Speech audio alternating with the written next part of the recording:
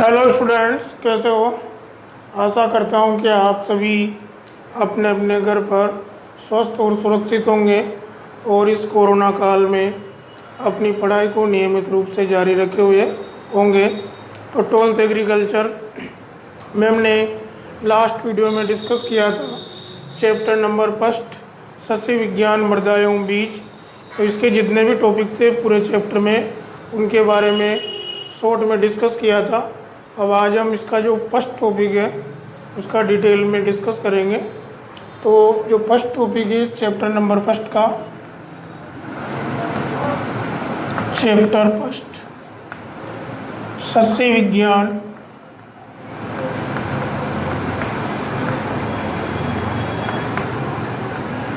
मृदा एवं बीज। तो जो पहला जो मेन टॉपिक है अपना इस चैप्टर का हो गया है सस्य विज्ञान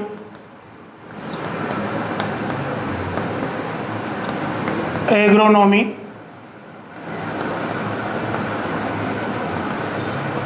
तो सबसे पहले हम इसका इंट्रोडक्शन देखेंगे,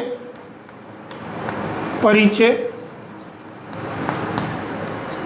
ठीक है, तो परिचय में कुछ इम्पोर्टेंट पॉइंट है, जैसे कि पहला पॉइंट है father of agronomy Peter de Crescenzi, सस्य विज्ञान के जनक।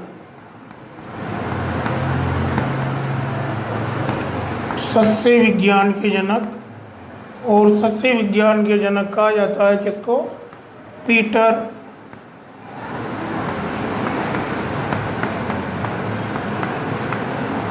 डे क्रेसेंजी।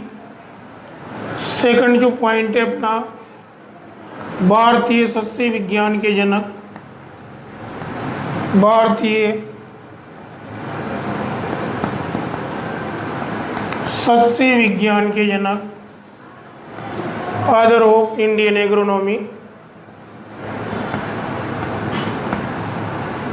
वो है MS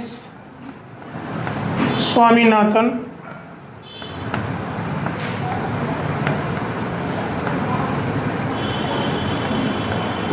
इन्हें हरित क्रांति के जनक भी कहा जाता है। ठीक है, MS स्वामीनाथन। यहाँ MS की जो फुल फॉर्म है मनकोम्बु संबाशिवन स्वामीनाथन, यहाँ लिख देता हूँ मैं।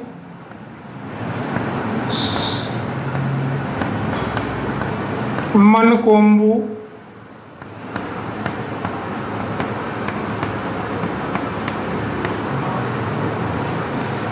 संबाशिवन। ठीक है, तो और बाद में क्या आएगा? स्वामीनाथन। तो ध्यान रखना, दोनों पॉइंट इम्पोर्टेंट है ZICR BHU की दृष्टि से। सस्य विज्ञान के जनक किन्हें कहा जाता है? Peter de Crescenzi. और भारतीय सस्य विज्ञान के जनक किन्हें कहा जाता है? MS स्वामीनाथन। अब देखो कि जो सस्य विज्ञान है ये कृषि विज्ञान की शाखा है। तो पहले एग्रीकल्चर शब्द आया और उसके बाद में सस्य विज्ञान की उत्पत्ति हुई। तो पहले एग्रीकल्चर की उत्पत्ति हुई और उसके बाद किसकी उत्पत्ति हुई? कृषि विज्ञान की शाखा एग्रोनॉमी की उत्पत्ति हुई। तो इसके बारे में थोड़ा बहुत डिस्कस करते हैं हम। देखो, जो प्राचीन समय था, प्राचीन समय को इतिहासकारों ने दो भागों में बांट रखा है, एक तो पुरापाषाण काल और एक नवपाषाण काल। तो मनुष्य ने जो फसल उगाना शुरू किया वह नवपाषाण काल में किया। कब किया? नवपाषाण काल में। और फसल उत्पादन हेतु मनुष्य द्वारा मिट्टी की खुदाई की गई और तब से कृषि विज्ञान या एग्रीकल्चर की नींव पड़ी। ठीक है, तो एग्रीकल्चर शब्द के बारे में लिखते हैं हम पहले कि नवपाषाण युग में, नवपाषाण युग में मानव द्वारा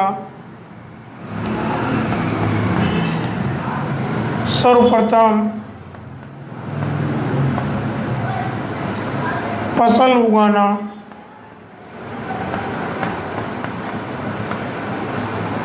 शुरू किया,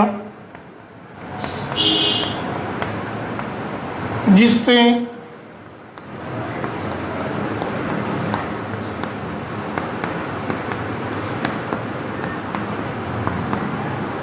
कृषि विज्ञान की नींव पड़ी।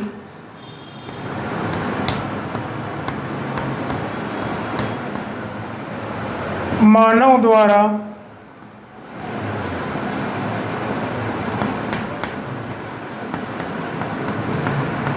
फसल उत्पादन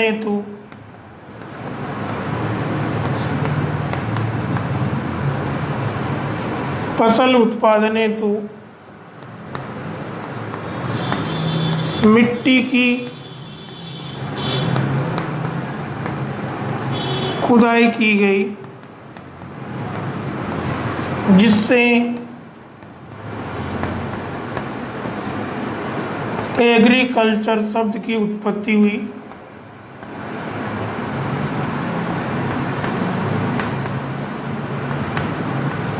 एग्रीकल्चर शब्द की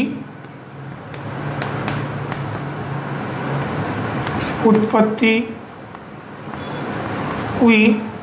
ठीक है, तो मेन नॉलेज में होना चाहिए कि एग्रीकल्चर शब्द की उत्पत्ति कैसे हुई। ठीक है, तो ध्यान रखना कि नवपाषाण युग में मानव द्वारा सर्वप्रथम फसल उगाना शुरू किया गया और फसल उगाने के लिए उसने मिट्टी की खुदाई की, जिससे क्या हुआ, जिससे एग्रीकल्चर शब्द की उत्पत्ति हुई। तो ये जो कृषि विज्ञान की नींव कब पड़ी? नवपाषाण युग में, क्योंकि खेती करना शुरू कब से हुआ? नवपाषाण युग से। ठीक है, अब देखो चौथा पॉइंट है मानव विकास के इस क्रम में, मानव विकास के इस क्रम में मनुष्य की आकांक्षाओं में वृद्धि हुई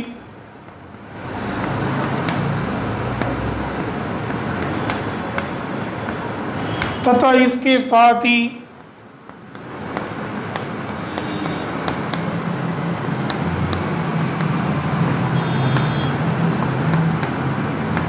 जनसंख्या में भी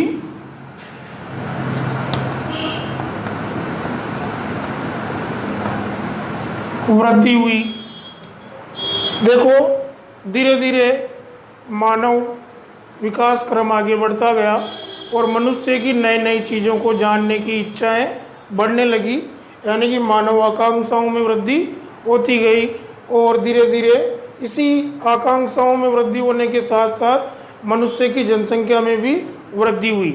ठीक है, तो अतः बढ़ती हुई जनसंख्या को भोजन उपलब्ध कराना आवश्यक हो गया, लेकिन उस जमाने में भूमि प्रबंधन के अभाव में, किसके अभाव में? भूमि प्रबंधन के अभाव में फसल उत्पादन में उतनी वृद्धि नहीं हो सकी जितनी जनसंख्या में वृद्धि हुई। ठीक है, इसलिए हमें क्या करना पड़ा कि फसल उत्पादन और भूमि प्रबंधन के जो भूमि प्रबंधन के सिद्धांत और क्रियाएं हैं उनका वैज्ञानिक अध्ययन करना पड़ा और इसी क्रम में आगे जाकर एग्रोनॉमी शब्द की उत्पत्ति हुई। तो देखो मानव विकास के इस क्रम में मनुष्य की आकांक्षाओं में वृद्धि हुई तथा इसके साथ ही जनसंख्या में भी वृद्धि हुई। अतः इस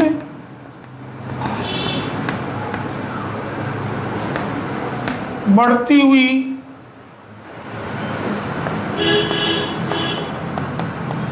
जनसंख्या के लिए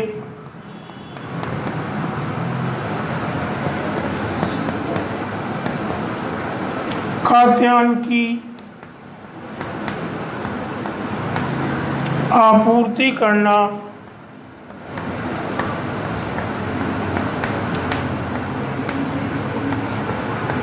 आवश्यक हो गया। ठीक है, तो ध्यान रखना सबसे पहले एग्रीकल्चर शब्द की उत्पत्ति हुई कि नवपाषाण युग में मानव द्वारा सर्वप्रथम फसल उगाना शुरू किया, जिससे कृषि विज्ञान की नींव पड़ी, और मानव द्वारा फसल उत्पादन हेतु मिट्टी की खुदाई की गई, जिससे एग्रीकल्चर शब्द की उत्पत्ति हुई। फिर मानव का धीरे धीरे विकास होता गया, और मानव विकास के इसी क्रम में मनुष्य की आकांक्षाओं में वृद्धि हुई, यानी कि मनुष्य की नई नई चीज़ों को जानने की इच्छा प्रबल होती गई। ठीक है, तथा इसी के साथ साथ धीरे धीरे जनसंख्या में भी वृद्धि हुई। ठीक है, तो इस बढ़ती हुई जनसंख्या के लिए खाद्यान्न की आपूर्ति करना आवश्यक हो गया। ठीक है, अब देखो, तो ये 4 पॉइंट हैं। पहला ध्यान रखना, सस्य विज्ञान के जनक कौन है? पीटर डेग्रेसेन जी। भारतीय सस्य विज्ञान के जनक कौन है? MS स्वामीनाथन। इनका पूरा नाम है मनकोम्बु संबाशिवन स्वामीनाथन। ठीक है, फिर हमने तीसरा पॉइंट देखा कि नवपाषाण युग में मनुष्य द्वारा सर्वप्रथम फसल उगाना शुरू किया गया। ठीक है, जिससे कृषि विज्ञान की नींव पड़ी, और फसल उत्पादन हेतु मानव द्वारा मिट्टी की खुदाई की गई, जिससे एग्रीकल्चर शब्द की उत्पत्ति हुई। तो धीरे धीरे मानव विकास आगे बढ़ता चला गया, और इसी मानव विकास के क्रम में क्या हुआ? मनुष्य की आकांक्षाओं में वृद्धि हुई, यानी कि मनुष्य की नई नई चीज़ों को जानने की इच्छा बढ़ती गई। ठीक है, और इसी के साथ साथ जनसंख्या में भी वृद्धि होती गई। अतः इस बढ़ती हुई जनसंख्या के लिए खाद्यान्न की आपूर्ति करना आवश्यक हो गया। ठीक है, तो देखो, फिर इसके बाद में क्या हुआ कि लोहे का आविष्कार हुआ। ठीक है, और लोहे का आविष्कार होने से कृषि उत्पादन में क्रांति आई, लेकिन भूमि प्रबंधन के अभाव में फसल उत्पादन में उतने अनुपात में वृद्धि नहीं हो सकी, जिस अनुपात में जनसंख्या में वृद्धि हुई। ठीक है, तो आगे लिखता हूँ, मैं इसको साफ करता हूँ। परिचय में 5 पॉइंट देखेंगे हम।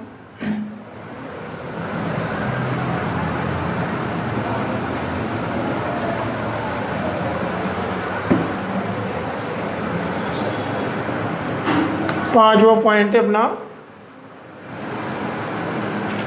लोहे की उत्पत्ति से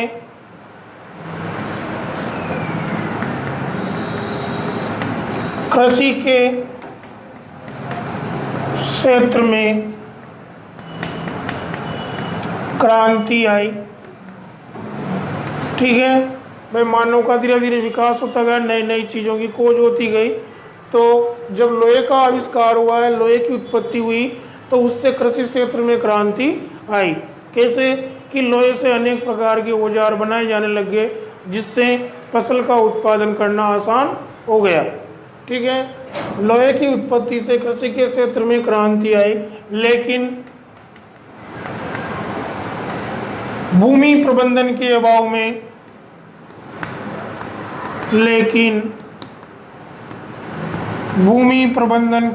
में कृषि उत्पादन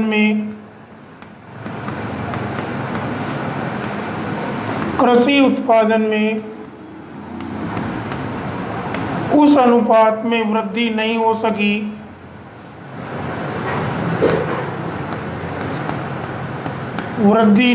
सकी, जिस अनुपात में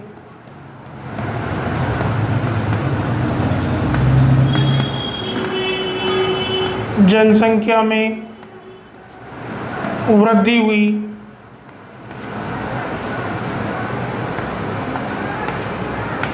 अतः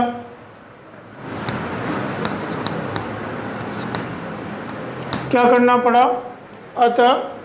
फसल उत्पादन मतलब भूमि प्रबंधन और कृषि उत्पादन को बढ़ाने के लिए भूमि प्रबंधन और फसल उत्पादन से संबंधित सिद्धांतों और क्रियाओं का अध्ययन करना पड़ा।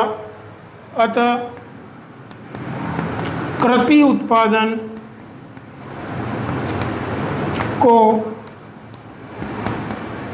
बढ़ाने के उद्देश्य से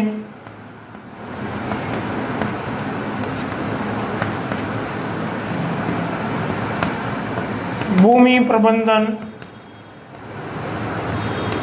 एवं फसल उत्पादन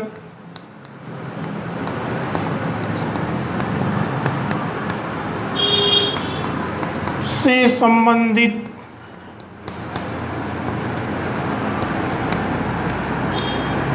सिद्धांतों एवं क्रियाओं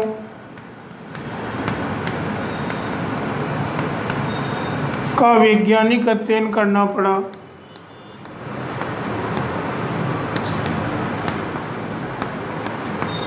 और भूमि प्रबंधन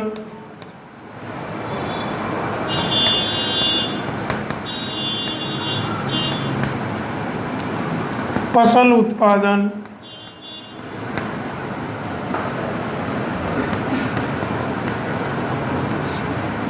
एवं कृषि क्रियाओं एवं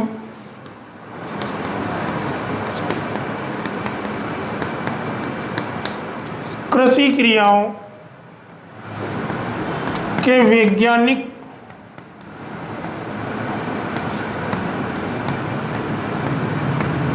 अध्ययन के इसी क्रम में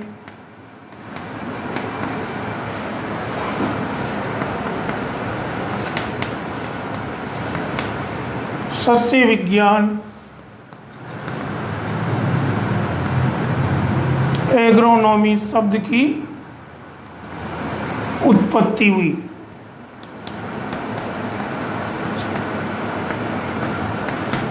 तो ये थोड़ी सी हिस्ट्री थी एग्रोनॉमी की, ठीक है। तो हमने देखा कि भाई सर्वप्रथम मानव ने फसल उगाना शुरू किया, मिट्टी की खुदाई शुरू की, जिससे एग्रीकल्चर शब्द की उत्पत्ति हुई, ठीक है। फिर मानव विकास के इसी क्रम में क्या हुआ कि उसकी आकांक्षाओं में वृद्धि हुई, ठीक है, और उसके साथ साथ जनसंख्या में वृद्धि हुई, और बढ़ती हुई जनसंख्या के लिए खाद्यान्न की आपूर्ति करना आवश्यक हो गया, ठीक है। तो फिर उस खाद्यान्न की आपूर्ति करने के लिए धीरे धीरे देखो बाद में क्या हुआ, इसके बाद में कि लोहे की खोज हुई। लोहे के उत्पत्ति होने से अनेक प्रकार के कृषि में काम आने वाले और औजारों और यंत्रों का निर्माण किया जाने लगा, जिससे कृषि कार्य करना और आसान हो गया। लेकिन उस समय अभाव था भूमि प्रबंधन के अभाव में, बहुत इम्पोर्टेंट है। लेकिन भूमि प्रबंधन के अभाव में कृषि उत्पादन में उस अनुपात में वृद्धि नहीं हो सकी जिस अनुपात में जनसंख्या में वृद्धि हुई, ठीक है। अतः किसकी जरूरत पड़ी? अतः कृषि उत्पादन को बढ़ाने के उद्देश्य से भूमि प्रबंधन एवं फसल उत्पादन से संबंधित सिद्धांतों एवं क्रियाओं का वैज्ञानिक अध्ययन करना पड़ा। वैज्ञानिक अध्ययन करना पड़ा और भूमि प्रबंधन फसल उत्पादन एवं कृषि क्रियाओं की वैज्ञानिक अध्ययन के इसी क्रम में सस्य विज्ञान शब्द की उत्पत्ति हुई, ठीक है। तो ध्यान रखना, सिंपल है, आपको ये ध्यान रखना है कि भाई मोटी मोटी चार बातें हैं। देखो, सर्वप्रथम मानव ने फसल उगाना शुरू किया नवपाषाण युग में। कब शुरू किया? नवपाषाण युग में। उसी समय से कृषि विज्ञान की नींव पड़ी। उसके बाद में क्या हुआ कि फसल उत्पादन के लिए मनुष्य ने मिट्टी की खुदाई की, जिससे एग्रीकल्चर शब्द की उत्पत्ति हुई, ठीक है। उसके बाद में अगला पॉइंट हमने देखा कि मानव विकास के इसी क्रम में मानव की आकांक्षाओं में वृद्धि हुई, यानी कि मानव की नई नई चीज़ों के जानने की इच्छा प्रबल होती गई। लेकिन उसी के साथ साथ जनसंख्या में भी वृद्धि होती गई और इस बढ़ती हुई जनसंख्या के लिए खाद्यान्न की आपूर्ति करना आवश्यक हो गया, ठीक है। तो फिर बाद में क्या हुआ, धीरे धीरे लोहे की खोज हुई और लोहे की उत्पत्ति होने से क्या हुआ, कृषि क्षेत्र में क्रांति आई। लेकिन उस समय भूमि प्रबंधन के अभाव में कृषि उत्पादन में उस अनुपात में वृद्धि नहीं हो सकी जिस अनुपात में जनसंख्या में वृद्धि हुई थी। अतः फिर भी हमें उस जनसंख्या के लिए खाद्यान्न की आपूर्ति करना असंभव था। इसीलिए क्या जरूरत पड़ी कि कृषि उत्पादन को बढ़ाने के लिए भूमि प्रबंधन और फसल उत्पादन से संबंधित जितने भी सिद्धांत और क्रियाएं हैं उनका वैज्ञानिक अध्ययन करने की जरूरत पड़ी। और भूमि प्रबंधन, फसल उत्पादन एवं कृषि क्रियाओं का वैज्ञानिक अध्ययन के इसी क्रम में सस्य विज्ञान शब्द की उत्पत्ति हुई। ठीक है, अब आगे देखते हैं नेक्स्ट पॉइंट।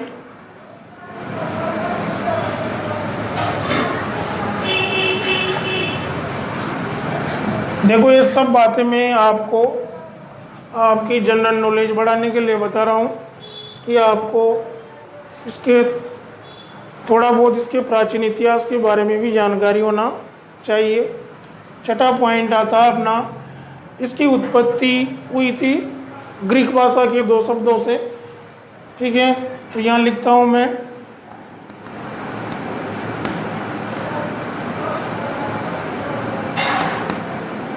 एग्रोनॉमी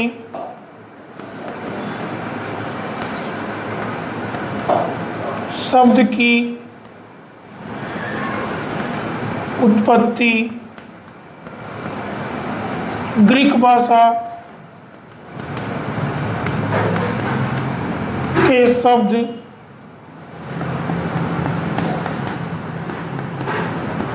एग्रोनोमस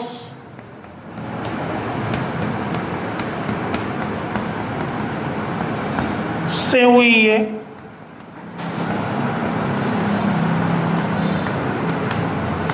जो दो शब्दों के मिलने से बना है। तो जो एग्रोनॉमी शब्द है वो कहाँ, इसकी उत्पत्ति किससे हुई? ग्रीक भाषा के शब्द एग्रोनोमस से हुई है। और एग्रोनोमस शब्द दो शब्दों के मिलने से बना है। ठीक है, कैसे यहाँ बताता हूँ मैं।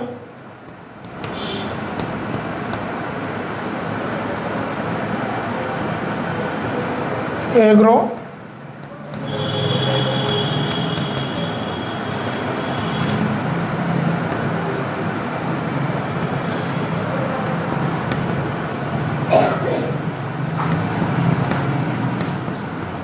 एग्रोस और नोमोस। एग्रोस मीन्स होता है भूमि या मृदा, और नोमोस मीन्स होता है प्रबंधन, मैनेजमेंट।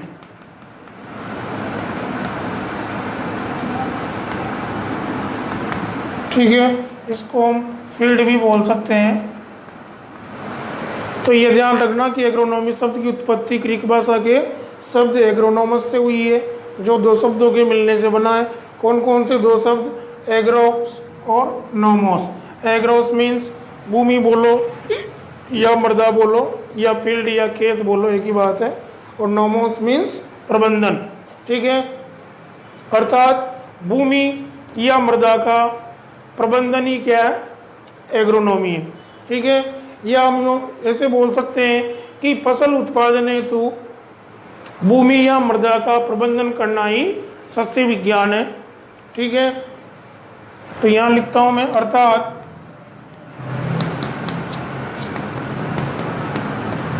शॉर्ट में लिख रहा हूँ मैं, अर्थात फसल उत्पादन हेतु भूमि या मृदा का प्रबंधन करना। ठीक है, यानी कि इन दोनों शब्दों को अगर हम जोड़ दें तो क्या अर्थ निकलता है इनका कि फसल उत्पादन हेतु भूमि या मृदा का प्रबंधन करना। ठीक है भाई, हम भूमि या मृदा का प्रबंधन किसके लिए करते हैं? फसल उत्पादन हेतु। ठीक है, तो ये परिचय में 6 पॉइंट। अब हम पढ़ेंगे इसकी परिभाषा। ध्यान रखना, एग्रोनॉमी शब्द की उत्पत्ति ग्रीक भाषा के शब्द एग्रोनोमस से हुई है, जो दो शब्दों के मिलने से बना है। यानी कि जो एग्रोनोमस शब्द है ये दो शब्दों के मिलने से बना है।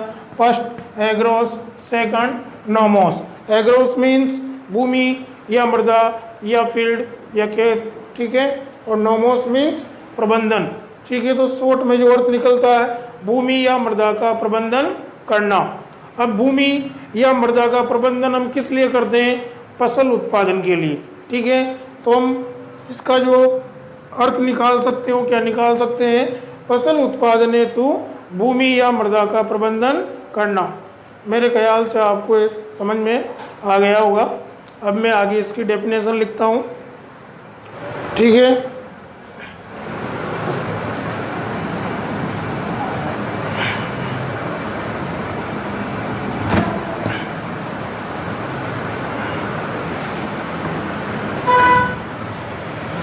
सातवें पॉइंट में लिखते हैं अपन इसकी परिभाषा।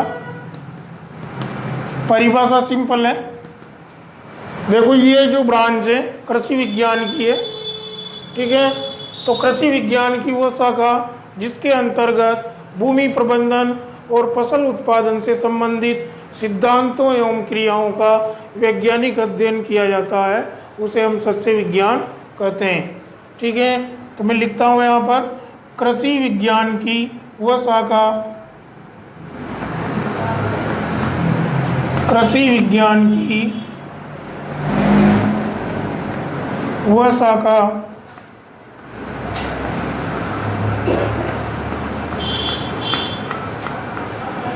जिसके अंतर्गत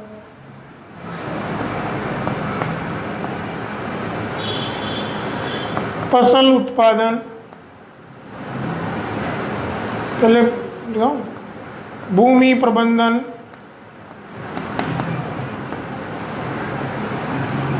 एवं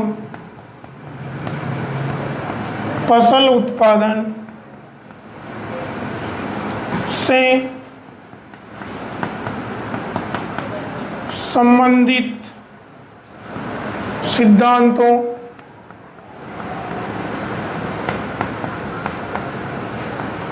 एवं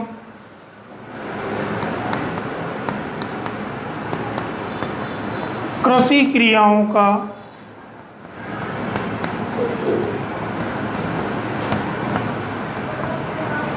वैज्ञानिक अध्ययन किया जाता है।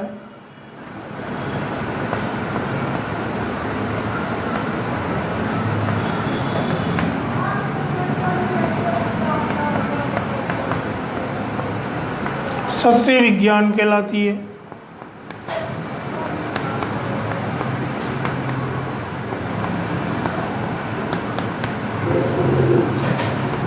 ठीक है, तो देखो कृषि विज्ञान की वह शाखा जिसके अंतर्गत भूमि प्रबंधन एवं फसल उत्पादन, ये दो चीजें हैं। एक तो भूमि प्रबंधन, सोइल मैनेजमेंट एवं फसल उत्पादन, क्रॉप प्रोडक्शन से संबंधित जो भी जितने भी सिद्धांत हैं और जितनी भी खेत में की जाने वाली कृषि क्रियाएं हैं, उन क्रियाओं का और सिद्धांतों का वैज्ञानिक अध्ययन किया जाता है, उसे हम क्या कहते हैं? सस्य विज्ञान कहते हैं, ठीक है। तो देखो भूमि प्रबंधन के लिए हम जो भी खेत में जो भी क्रियाएं करते हैं या भूमि प्रबंधन, सबसे पहले हमें फसल उत्पादन के लिए क्या करना पड़ता है? सोइल मैनेजमेंट करना पड़ता है, खेत की तैयारी करनी पड़ती है, ठीक है। खेत की तैयारी करने के लिए जो सामान्य चीज़ें, सर्वप्रथम हम क्या करते हैं? खेत में गहरी जुताई करते हैं, उसके बाद में 2 या 3 जुताई हम देसी हल, एरो या कल्टीवेटर के द्वारा करते हैं। इसके बाद में फिर पाटा चलाकर खेत को समतल कर देते हैं। ये सब क्रियाएं करने से खेत की जो मृदा है वो बीज बोने के अनुकूल हो जाती है, यानी कि जो मृदा है खेत की वो बुरबुरी हो जाती है और उसमें आसानी से हम फसल के उन्नत बीजों की बुआई कर सकते हैं, ठीक है। तो ध्यान रखना डेफिनेशन कि कृषि विज्ञान की वह शाखा जिसके अंतर्गत भूमि प्रबंधन, 2 ही शब्द याद रखना, भूमि प्रबंधन एवं फसल उत्पादन से संबंधित सिद्धांतों एवं कृषि क्रियाओं का वैज्ञानिक अध्ययन किया जाता है, उसे सस्य विज्ञान कहते हैं। अब हम देखेंगे नेक्स्ट टॉपिक है सस्य विज्ञान का महत्व। इसका इम्पोर्टेंस क्या है? Importance of agronomy. ठीक है, परिचय के साथ पॉइंट हो गए। अब देखते हैं हम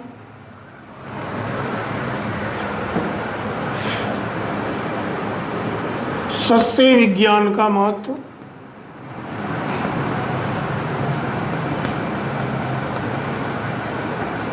इम्पोर्टेंस ऑफ एग्रोनॉमी। तो देखो, जो पहला महत्व है कि जो सस्य विज्ञान है इसमें भूमि, जल, वायु एवं पौधे के वातावरण को प्रभावित करने वाले सभी कारकों का क्रमबद्ध अध्ययन और अनुसंधान किया जाता है। तो पहला जो महत्व है वो है सस्य विज्ञान में जल, वायु,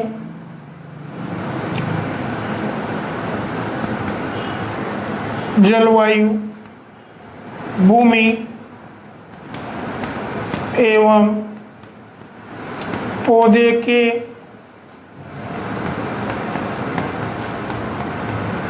वातावरण को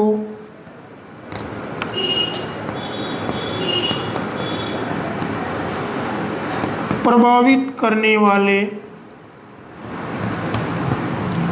कारकों का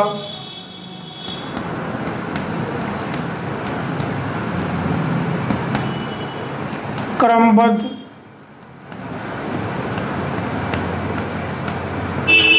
अध्ययन एवं अनुसंधान किया जाता है।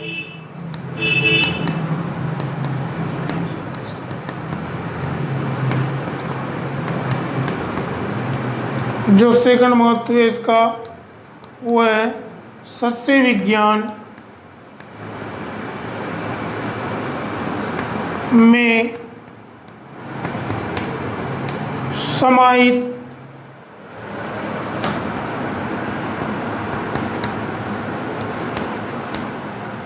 ज्ञान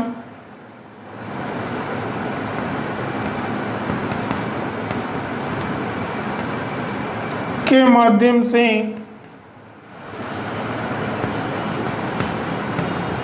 भूमि प्रबंधन, बीज,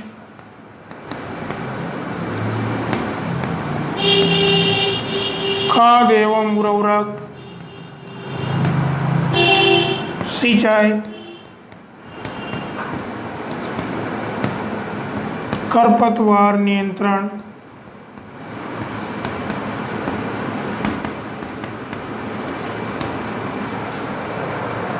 पौध संरक्षण। देखो, पौध संरक्षण में दो चीजें आती है, कीट एवं रोगों से फसलों की सुरक्षा। पौध संरक्षण में दो चीजों का अध्ययन करते हैं हम, कीट एवं रोग। पौध संरक्षण आदि की फसल उत्पादन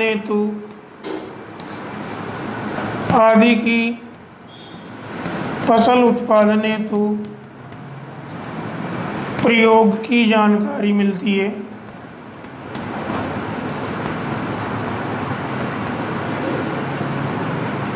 ठीक है, थर्ड है सस्य विज्ञान के सिद्धांतों के माध्यम से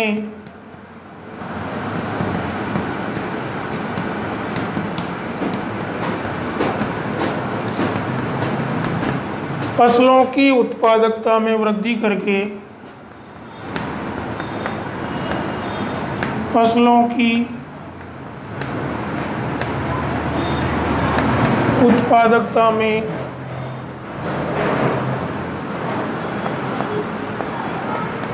वृद्धि करके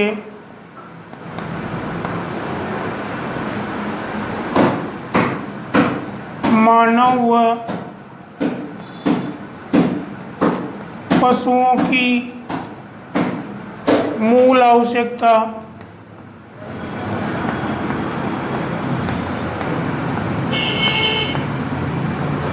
जैसे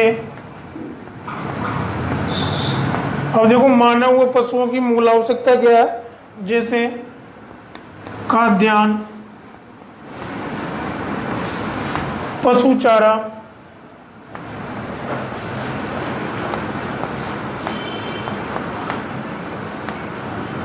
व वस्त्रों की आपूर्ति की जा सकती है।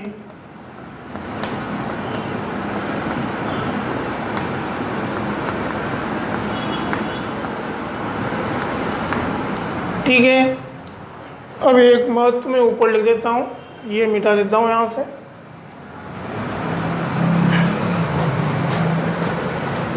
जो चौथा महत्व है वो है कि जो कृषि के माध्यम से हम क्या कर सकते हैं, उद्योगों को कच्चे माल की आपूर्ति सुनिश्चित कर सकते हैं और इसी के साथ साथ रोजगार के अवसरों को बढ़ाया जा सकता है। तो यहाँ लिखता हूँ मैं, सस्य विज्ञान के माध्यम से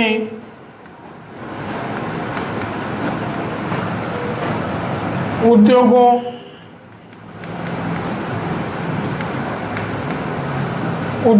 को कच्चे माल, देखो जो उद्योगों को कच्चा माल प्राप्त होता है वो भी हमारी फसल उत्पादन से ही प्राप्त होता है। ठीक है, कच्चे माल की आपूर्ति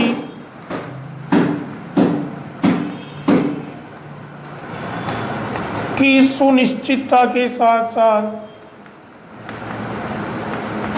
रोजगार के अवसरों को बढ़ाया जा सकता है।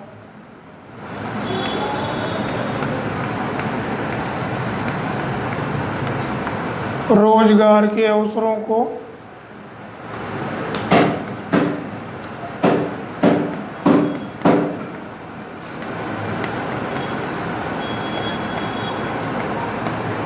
तो ये सस्य विज्ञान के महत्व है।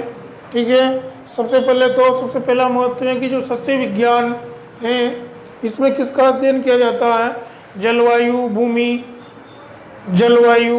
भूमि एवं पौधे के वातावरण को प्रभावित करने वाले कारकों का क्रमबद्ध अध्ययन एवं अनुसंधान किया जाता है।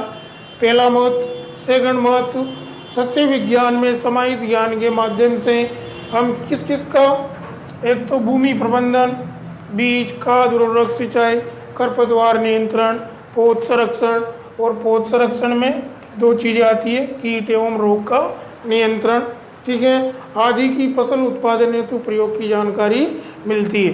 यानी कि जब हम सस्य विज्ञान का अध्ययन करते हैं तो उसमें इन सभी चीज़ों को, प्रत्येक फसल के लिए इन सब बातों का अध्ययन किया जाता है।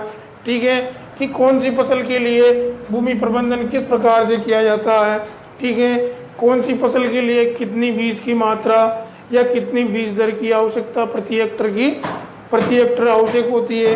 खाद एवं उर्वरक, अलग अलग फसलों के लिए खाद एवं उर्वरक भी अलग अलग मात्रा में दिया जाता है, वो कितना दिया जाता है, कब दिया जाता है, ये सब जानकारी हमें सस्य विज्ञान में मिलती है। ठीक है, सिंचाई कब कितनी मात्रा में करनी है, इस सब जानकारी भी हमें सस्य विज्ञान में मिलती है। खरपतवार नियंत्रण किस प्रकार से किया जाता है, ठीक है, तो हम पढ़ेंगे आगे जब क्रॉप प्रोडक्शन पढ़ेंगे, फसल उत्पादन, छठवां लेसन नंबर 6, वहाँ पर जानकारी मिलेगी। अलग अलग फसलों के लिए खरपतवार नियंत्रण अलग अलग प्रकार की रासायनिक पदार्थों के द्वारा किया जाता है। तो खरपतवार नियंत्रण मुख्य रूप से दो प्रकार से किया जाता है, एक तो यांत्रिक नियंत्रण और एक रासायनिक नियंत्रण। यांत्रिक नियंत्रण में हम क्या करते हैं, निराई गुड़ाई। क्या होता है यांत्रिक नियंत्रण में, क्या होता है निराई गुड़ाई। और अलग अलग फसलों के लिए रासायनिक नियंत्रण के लिए अलग अलग प्रकार की दवाओं का उपयोग किया जाता है। जैसे गन्ना और मक्का, इनके लिए ट्राजिन का उपयोग करते हैं। ठीक है, मूंगफली के लिए आइसोप्रोटीरोन का उपयोग करते हैं। ठीक है, और गेहूं में जो चौड़ी पत्ती वाली खरपतवार है उसके लिए 2,4-D का उपयोग करते हैं। जैसे इस प्रकार से सभी अलग अलग प्रकार की फसलों के लिए अलग अलग प्रकार की खरपतवारनाशी दवाओं की आवश्यकता होती है और ये सब जानकारी हमें सस्य विज्ञान से प्राप्त होती है। तीसरा महत्व कि सस्य विज्ञान के सिद्धांतों के माध्यम से फसलों की उत्पादकता में वृद्धि करके मानव और पशुओं की मूल आवश्यकता जैसे कि खाद्यान्न, पशु चारा वो वस्त्रों की आपूर्ति की जा सकती है। और जो लास्ट महत्व है कि सस्य विज्ञान के माध्यम से क्या कर सकते हैं, हम उद्योगों को कच्चे माल की आपूर्ति कर सकते हैं और इसके साथ साथ रोजगार के अवसरों को बढ़ा सकते हैं। ठीक है, अब जो टॉपिक है नेक्स्ट, सस्य विज्ञान की आवश्यकता एवं कार्य क्षेत्र मिटा देता हूँ मैं, चाहो तो स्क्रीनशॉट ले लो। ओके,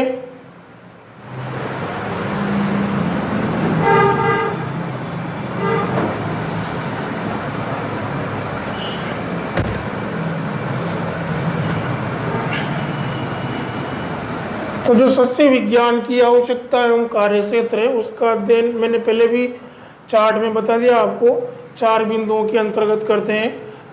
तो सस्य विज्ञान में जो अगला टॉपिक है तीसरा वो क्या है, सस्य विज्ञान की आवश्यकता एवं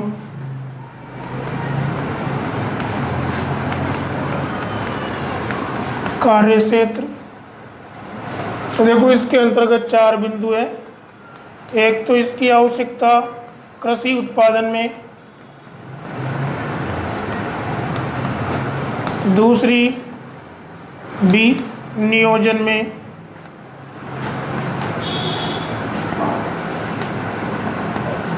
सी व्यवसाय में